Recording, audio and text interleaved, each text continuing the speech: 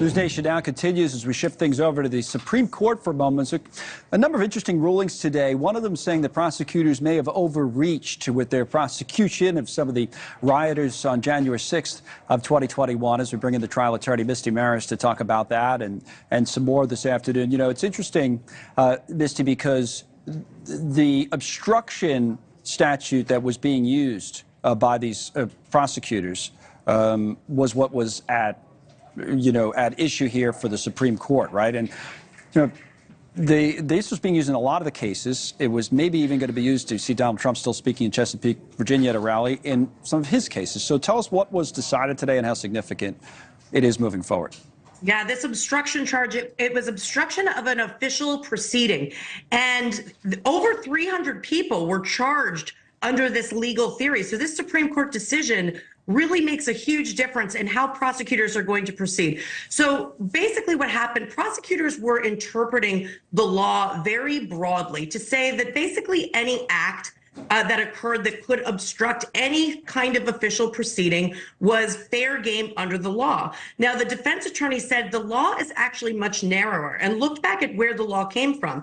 The law actually came from Sarbanes-Oxley, if you remember Enron. Yes. And it had to do with tampering with evidence. And so the court actually adopted that more narrow reading of the statute, saying that if this were to be under the prosecutor's legal theory, it could actually encompass people who are activists, who are acting disruptively, but not obstructionist. And so that's a very limited definition. And now all of those cases have to go back down to the lower court to see whether or not they can actually proceed on the obstruction charges. Yeah, we'll get to Chevron in a minute here. That's actually really interesting and needs some explaining, but that's interesting. If we can go to the January 6th decision written by the Chief Justice, John Roberts, I think it brings up a point, because that's interesting what you said about Sarbanes-Oxley, how it doesn't apply. I just wonder if there's other statutes that might have applied here. Here's what Roberts said. Government must establish that the defendant impaired the ability or integrity for use in an official proceeding of records, documents, objects, or other things used in an official proceeding, or attempted to do so. So you say, or he says as well, that didn't happen here. But I'm just thinking, as a layperson, you got a riot going on, and you go up. There's an official proceeding going on, obviously, in the Congress. They're certifying the election. How are you not obstructing that proceeding by what you're doing? You know, there was no other law that could have been used here? Or? So many of the people that are charged in the January 6 cases are charged under other legal theories as well. But this relates specifically only to this obstruction charge. And you sound kind of like Amy Coney Barrett in what you're raising, Connell, which is a very novel point. And you're spot on, because your point was actually raised by the prosecutors during the oral arguments of this case, talking about, well, how else would you prosecute this conduct, which was clearly in furtherance of obstructing this official proceeding. And so the court had to weigh both of those things and make a determination about whether or not the law was going to be read very expansively or more narrowly, and the narrow interpretation won in the end. Taking note of this 4:26 p.m., I've never been compared to a Supreme Court justice before, but I take my Amy Well, you are brilliant, Connell. We know that. We know that. Right. I was just wondering. You see the pictures. You're going up there. How are you not obstructing something? But to your point, they can be charged with other crimes, not this specific one. All right. The Chevron. So we flashed up. This Chevron doctrine is kind of it's one of two things. It's either two of the weeds where people say, I don't know what you're talking about, or it's maybe the most important decision that's been made by the Supreme Court this term, right? So what is it? It's been cited in 70 Supreme Court decisions. In other words, this is a precedent that goes back to 1984. So it's 40 years back. And from what I understand, it could have an effect on all kinds of regulations, healthcare, environmental regulations, consumer regulations, all that kind of thing. In other words, it could have a big effect on us, people, and how our lives are being lived. So take it from there and kind of explain what happened today with this ruling.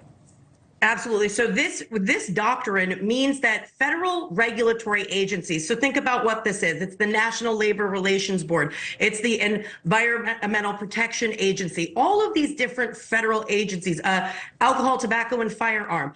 All of these agencies had a certain degree of power.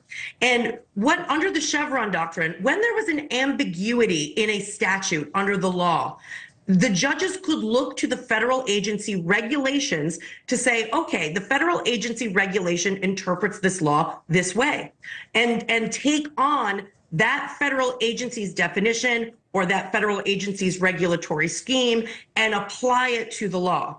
Now, under this new doctrine, they cannot do that. So the courts are very much empowered to interpret these laws without consideration of the federal regulatory agencies who specifically have niche expertise in these various areas that impact everyday life. That's why this is such a huge decision. And one thing that the justices did make clear in the opinion was that it's not looking back. So it's not going to just steamroll everything that's already happened, but looking forward, the way these laws are interpreted and taking away a lot of authority and a lot of power from the federal regulatory agencies is going to be the norm. And by the way, Connell, we've covered a bunch of Supreme Court cases together as these decisions have been rolling out this term. This is in line with a lot of what we've seen. The bump stock case. That case sounds like it's about bump stock and guns, and it is, but it was really about taking away regulatory authority. Right. The recent decision involving the EPA, same thing. So this has been a common theme and something that we kind of saw the writing on the wall with those other decisions, that the Chevron doctrine could really be at issue. Well, it's kind of the shifting of the power structure of this country in a lot of ways from these government agencies, how much regulation they can put in place, to the private sector and to the companies. And it's a win for many in the private sector. At least that's how it's being interpreted. Thank you, Misty. Always great in explaining all these cases. We appreciate it. We'll talk to you soon.